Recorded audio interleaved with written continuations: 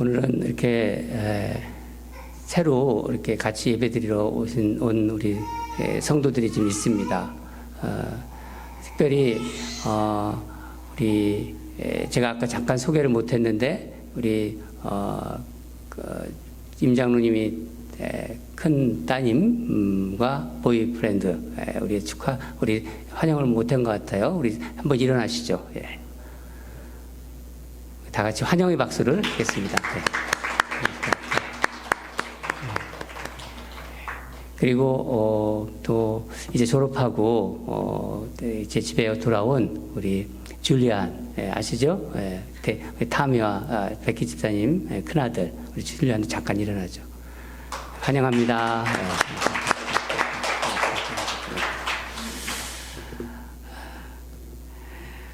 오늘 말씀은 내 떡을 물 위에 던져라입니다. 내 떡을 물 위에 던져라. 영어 번역은 Ship your grain across the sea인데 또 다른 번역으로는 Cast your bread upon the waters 이렇게 또 번역한 성경도 있습니다. 네. 여러분이 이 세상을 떠나기 전에 자녀들에게 남기고 싶은 말이 있으실 거예요. 사랑하는 자녀인데 너는 세상을 이렇게 살았으면 좋겠다 하는 어떤 지혜의 말을 주고 싶으시겠지요. 생각해 보셨나요? 아직 생각하지 않으셨다면 오늘 말씀을 들으시면서 한번 생각해 보는 시간을 가졌으면 좋겠습니다. 오늘 본문에서 전도자는 지혜로운 삶이 무엇인지를 알려주고 있어요. 인생을 어떻게 하면 지혜롭게 살 수 있을까? 사실 이 말씀은 자녀들에게만이 아니라 우리에게 주는 말씀이기도 합니다. 본문 1절을 보면은 너는 내 떡을 물 위에 던져라. 여러 날 후에 도로 찾으리라. 그렇게 말하고 있습니다. 여기서 떡은 피타라는 빵을 말합니다. 빵. 왜 빵을 먹으라고 그래야 되는, 빵은 먹는 거잖아요. 먹으라고 하지 않고 왜 물에 던지라고 할까요? 물은 강물이라고 볼 수도 있어요. 그 빵을 강물에 던져라. 그 얘기입니다. 떡을 강물에 던진다. 그럼 어떻게 될까요? 찾지 못하잖아요. 흘러가잖아요. 예. 그렇죠? 예. 이게 무슨 의미일까요? 두 가지 의미가 있는 것 같습니다. 두 가지 의미. 첫째는 비록 그러니까 어떤 그 위험이 있더라도 용기를 내서 해야 할 일을 하라는 의미가 여기 들어가 있어요. 우리나라 속담에 호랑이를 잡으려면 호랑이 굴로 들어가라는 그런 말이 있습니다. 속담이 있습니다. 그게 생각이 나는데 그렇다고 무조건 위험을 감수하라는 뜻은 아니에요. 여기서는 2절을 바로 보면은 7에게나 8에게 나눠줄지어다. 무슨 재앙이 땅에 임할는지 내가 알지 못함이라. 이걸 새 번역으로 한번 번역한 걸 보면은 이 세상에서 내가 무슨 재난을 만날 줄 모르니 투자할 때는 7이나 8로 나누어 하라. 이런 뜻이에요. 조금 의미가 들어오죠? 한번 이렇게 생각해 보세요. 물건을 가득 실은 큰 배가 있어요. 무역선이라고 봅시다. 무역선. 만약 그 배가 바다에서 침몰한다면 어떻게 될까요? 배에 실은 그 많은 물건 다 잃어버리게 되는 거잖아요. 그러니까 물건을 여러 배에 나누어 실으라. 무슨 재난을 만날지 모르니까 투자할 때는 분산 투자하라. 네. 오늘 본문 1절과 2절이 우리 인생을 어떤 상인의 관점, 무역상을 하는 어떤 상인의 관점에서 본 것이라면은 그 뒤에 나오는 4절은 또 농부의 관점에서 보고 있습니다. 4절을 보면은 풍세를 살펴보는 자는 파종하지 못할 것이요 구름만 바라보는 자는 거두지 못하리라. 지금 씨를 뿌려야 하는데 바람이 불고 있습니다. 바람만 그치기를 기다리다가 파종 시기를 놓칠 수 있다는 거예요. 지금 파종해야 될 때인데 이 바람이 부니까 이거 계속 주춤주춤 하는 거예요. 뿌리질 못하고. 그러면 파종 시기를 놓친다는 겁니다. 하늘에 구름이 덮여 있어요. 곧 비가 올 것 같아요. 이 구름 거치기만 기다리다가는 제때 수확을 못한다는 거예요. 수확할 시기인데 이것저것 따지면서 기다리다가 기회를 놓치고 결국 그 인생은 무의미한 인생이 된다는 거예요. 전도자가 무슨 말을 지금 하려고 하는 건가요? 좋은 때, 사람들은 때를 기다려요. 좋은 때, 지 때다. 때를 기다리지 말고, 그 좋은 때만 기다리지 말고 때를 살아내는 사람이 되라는 거예요. 그 때를 살아나라. 인생은 모험할 때는 모험하며 살라는 거예요. 여러분, 우리는 무엇을 먹고 사나요? 아무것도 안 먹었어요? 산소만 먹고 사세요? 무엇을 먹고 사십니까? 밥만 먹고 사세요? 어떤 분도 반찬? 사람은요, 동물과 달리 의미와 가치를 먹고 사는 존재예요. 아무 위험도 감수하지 않고 바람이 부는 것을 그치기만 기다리고 구름이 사라지기만 기다린다. 결국 아무것도 못하는 그런 인생. 보람도 없고 가치 없는 인생이 되어버릴 수 있다는 겁니다. 그러니까 바람이 불지언정 씨를 뿌려라. 파종 시에는 바람이 불어도 씨를 뿌려라. 구름이 지금 잔뜩 껴서 비가 올 것 같지만은 비가 쏟아져도 곡식을 거두러 나가라. 지금 거두어야 된다. 위험을 감수하고 내 빵을 물 위에 던지라는 거예요. 한마디로 내 인생 적극적으로 살아라. 적극적으로. 오래전에 교회에서 이렇게 카운슬 회의를 할 때였습니다. 한 달에 한 번씩 교회 리더들이 그 교회 사역과 교회 살림을 돌아보면서 회의를 합니다. 우리 교회는 지금 3개월에 한 번씩 하고 있어요. 이제 좀 조직이 다 되면은 이제 우리도 한 달에 한 번씩 회의를 할 것입니다. 예산과 결산을 이렇게 보고하는 시간이었는데 회의 분위기가 교회는 절대로 손해를 보면 안 된다는 분위기가 팽배하더라고요. 다들 예산을 아끼고 낭비하지 말자. 그렇죠. 물론 예산이 부족하니까 절약해야지요. 카운슬 의원들이 예산과 여러 가지 사역을 나누면서 나름대로 아끼려고 하고 어떤 사역을 정리하자고 하고 그러면서 이성적이고 합리적인 이야기들을 하고 있었어요. 근데 연세가 이제 한쪽에서 그걸 듣고 있었던 연세가 좀 지긋하신 장로님이 갑자기 막 탄식을 하시면서 책상을 탁 치시면서 이렇게 말씀하셨어요. 교회의 주인은 하나님이신데 우리가 하나님의 마음을 품었으면은 예산이 좀 없어도 믿음으로 나가야 되는 거 아니야? 모험할 줄 알아야지. 그러는 거예요. 회의 때마다 이 계산기만 두들기면 되겠습니까? 예산이 있으면 하고 예산이 없으면 안 하고 쉽게 포기하고 이게 교회인가요? 그러는 거예요. 아니 장사를 하고 계십니까? 그러는 거예요. 이 연세가 지긋하신 장로님이 카운슬 위원들한테 장사하고 계세요? 그러는 거예요. 지금 어느 회사에 중역회의 하고 있습니까? 그러는 거예요. 손익만 따지는 게 교회인가요? 그러면서 일어서서 이러세요. 이게 우리 믿음입니까? 이게 우리들이 믿음입니까?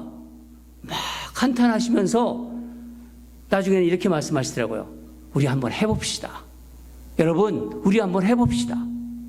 믿음으로 기도하고 부족하지만 우리 예산도 없는 거 하나님도 알고 우리도 알아요.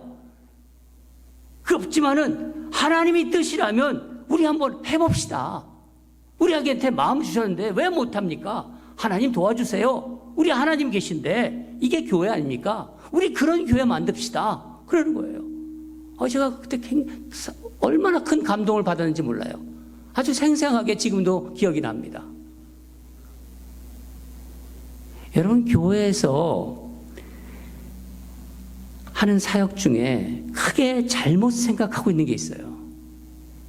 사역을 하면서 돈을 남기려는 생각이에요. 돈만 남기는 거예요. 그 사역을 잘못하고 있는 거예요.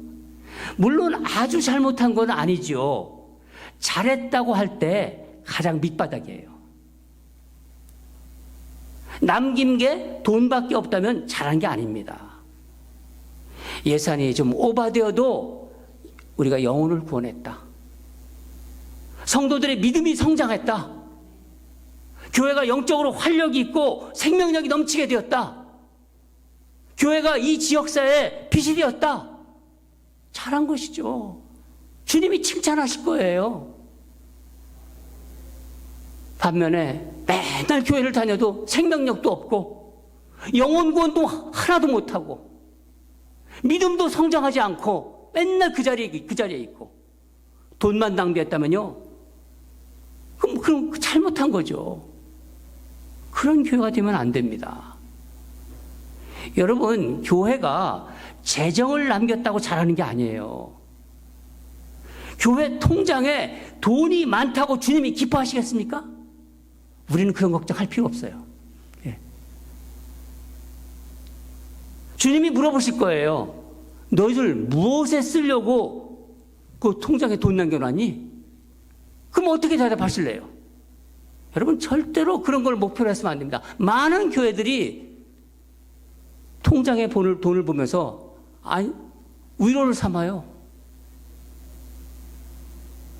교회는 믿음의 공동체입니다. 믿음이 있으면은요, 믿음이 있다면은 모험을 해요. 그럴 때 우리는 하나님의 도우심을 경험할 수 있는 거예요. 그래서 오늘 본문 5절 말씀을 보면은 만사를 성취하시는 하나님의 일을 내가 알지 못함이니라. 신앙인이 인생을 살아가면서 왜 모험을 해야 하는지, 그리스도인이 왜 모험을 해야 하는지, 왜 떡을 물에 던져야 하는지 그 이유가 무엇일까요? 왜 빵을 물 위에 던져라, 그 이유가 무엇일까요? 오늘 본문 2절 하반부에 무슨 재앙이 땅에 임하는지 내가 알지 못함이라. 그래요.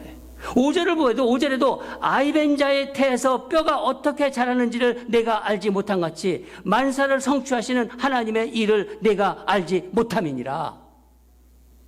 여러분, 임신한 여인이 그 뱃속에서 벌어지는 생명의 신비를 이해할 수 없어요.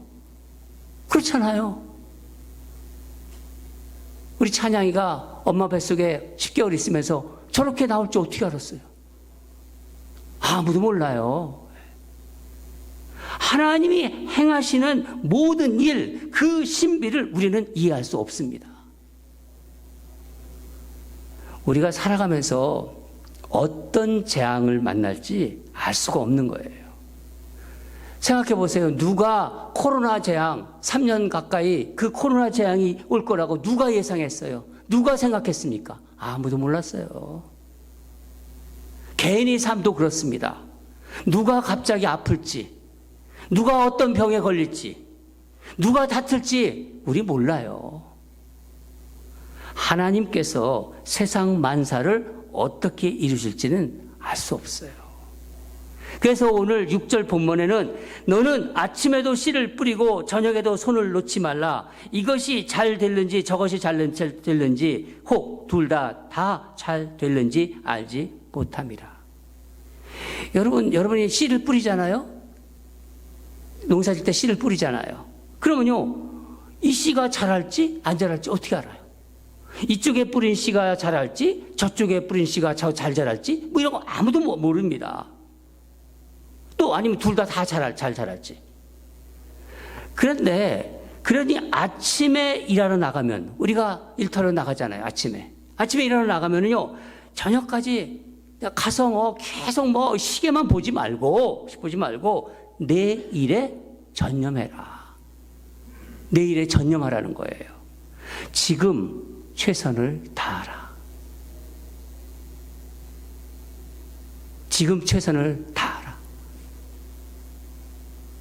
여러분, 가장 귀한 금이 뭐죠? 제가 넌센스 퀴즈 하나 낼게요. 금방 나오네요. 지금이에요. 가장 귀한 금이에요. 그게 지금입니다. 현재. 내 비즈니스가, 내 사업이 어떻게 될지 그거 모른다. 어떻게 풀릴지 알 수가 없다. 그게 우리 인생이라는 거예요. 재앙을 예상할 수 있는 것처럼 그렇게 생각하면서 살지 말아라. 안다고 생각하지 마라. 내가 할 수 있는 일은 지금 물 위에 떡을 던지라는 거예요. 위험을 감수하고 모험하며 적극적으로 살아라. 이게 첫 번째 의미고, 두 번째는요, 이 물 위에 던져라.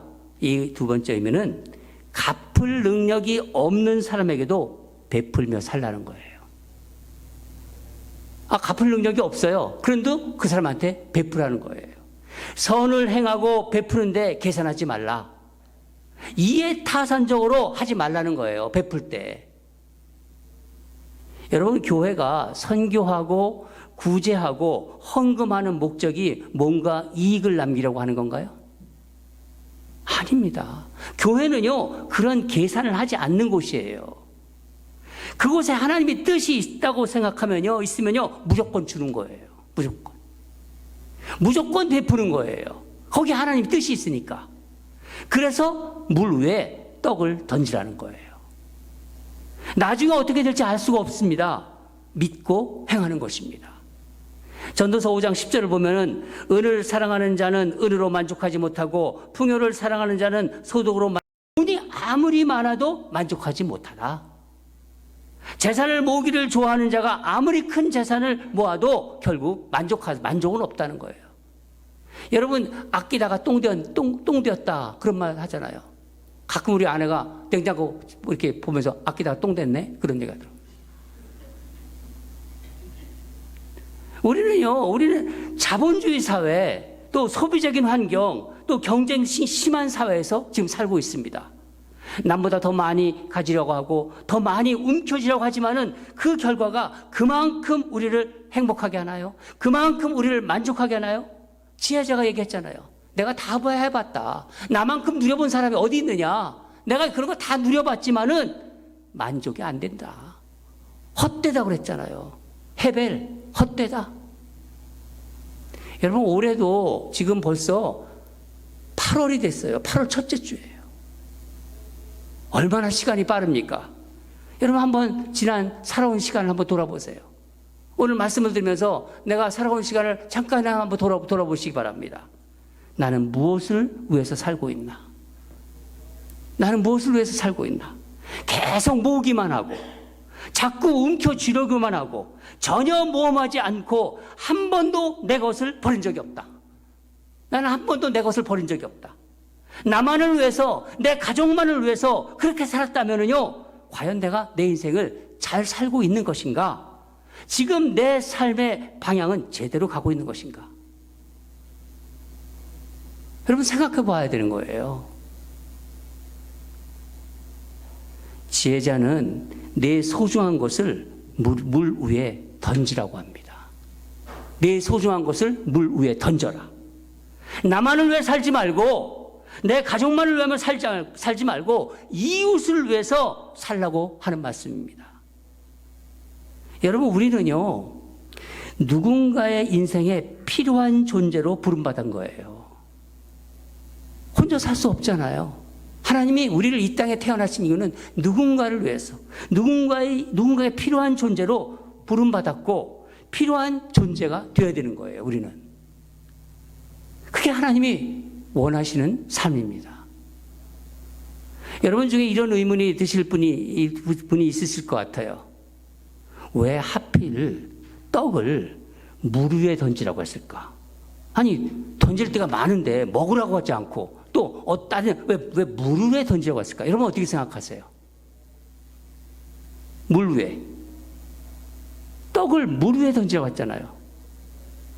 흔적이 남지 않기 때문이에요.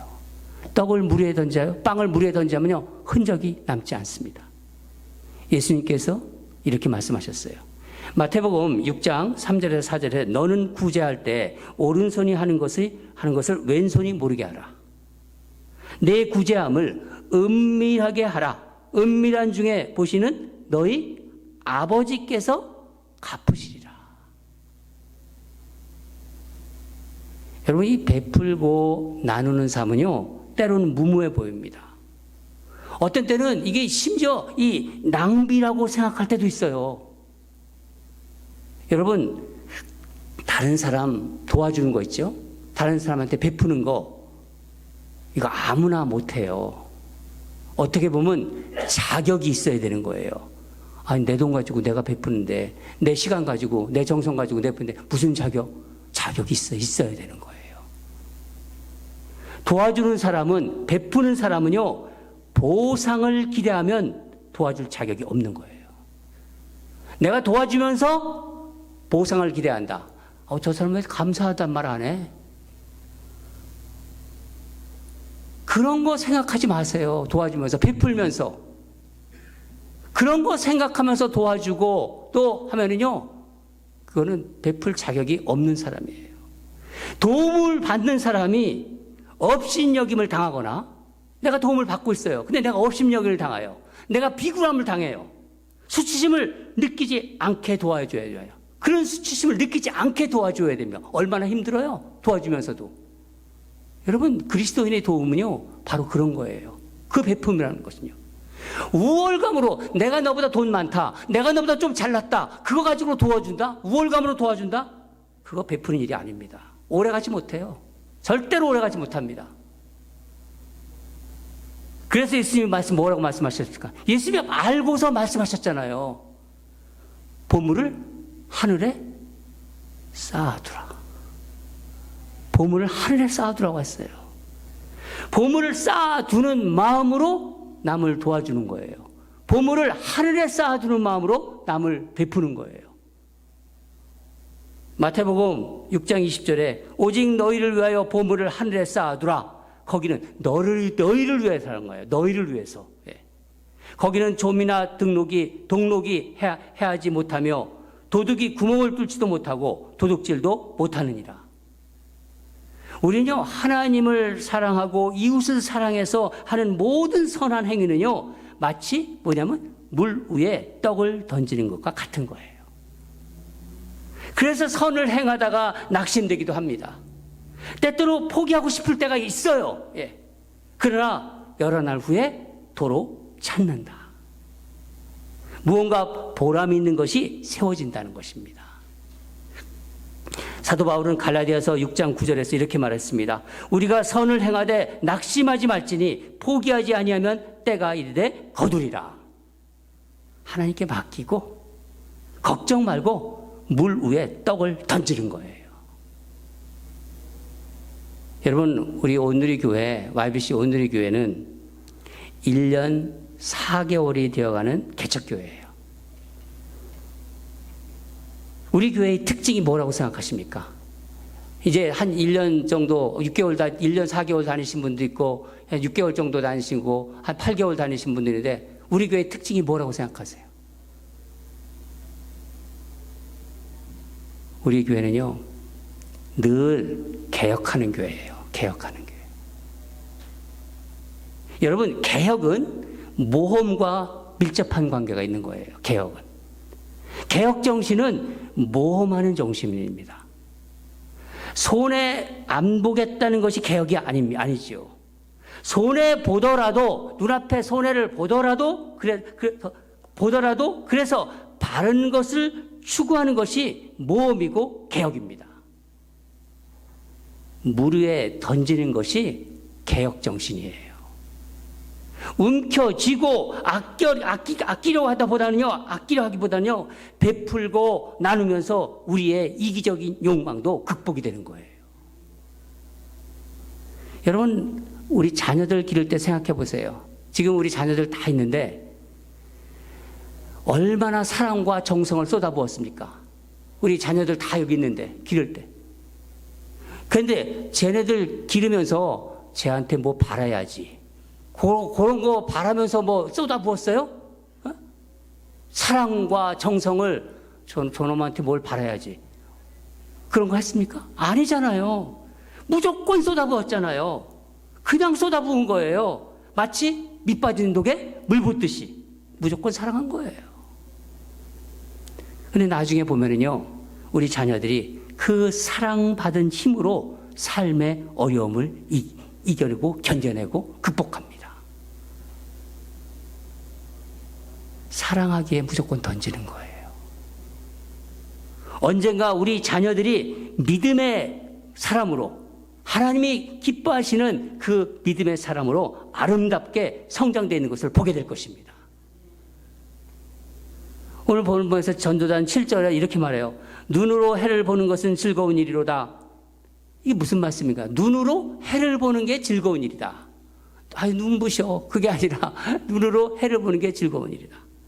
빛으로 가득 찬 인생을 즐기라는 거예요. 빛으로 가득 찬 인생. 인생을 살아가는 모습에는 두 부류가 있습니다. 인간에게는. 해를 등지고 사는 사람이 있습니다. 반면에 해를 향해서 걸어가는 사람이 있어요. 해를 등지고 사는 사람은요, 항상 뭘 봐요? 그림자를 보며 가는 거예요. 그림자를. 해가 뒤에 있으니까. 해를 향해 사는 사람은요, 해를 향해 사는 사람은 그림자가 보이지 않아요. 바로 물 위에 떡을 던지는 사람이 해를 향해, 하나님을 향해, 빛을 향해 걸어가는 사람이라는 거예요. 하나님을 향해 나를 던지는 거예요. 빛을 향해 가는 겁니다. 그 인생은 하나님을 향해서 걸어가는 인생이라는 거예요. 모험하며 베풀지만 그 삶이 빛나는 거예요. 빛납니다. 빛을 등진 사람은요, 하나님을 등진 사람입니다. 세상 것 움켜쥐고 쥐려 하면서 정말 가지려고 모으려고만 하고 베풀지 못하는 사람, 나누지 못하는 사람, 이게 하나님을 등진 사람입니다. 던질 줄을 몰라요. 던져야 되는데 던질 줄을 몰라요. 그래서 인생의 그림자만 보고 사는 사람들이에요. 사랑하는 여러분, 우리는 빛을 만드신 그분을 향해서 걸어가는 하나님의 자녀입니다. 그렇죠? 떡을 던지시기 바랍니다. 하나님이 그 떡을 받으세요. 그래서 물 위에 던지라고 한 거예요. 파도가 치지만 용기 있게 은혜의 바다로 힘있게 노를 저 가는 거예요. 여러분, 연 날려보셨죠? 연은요, 바람이 살살 불 때는 잘 안 떠요.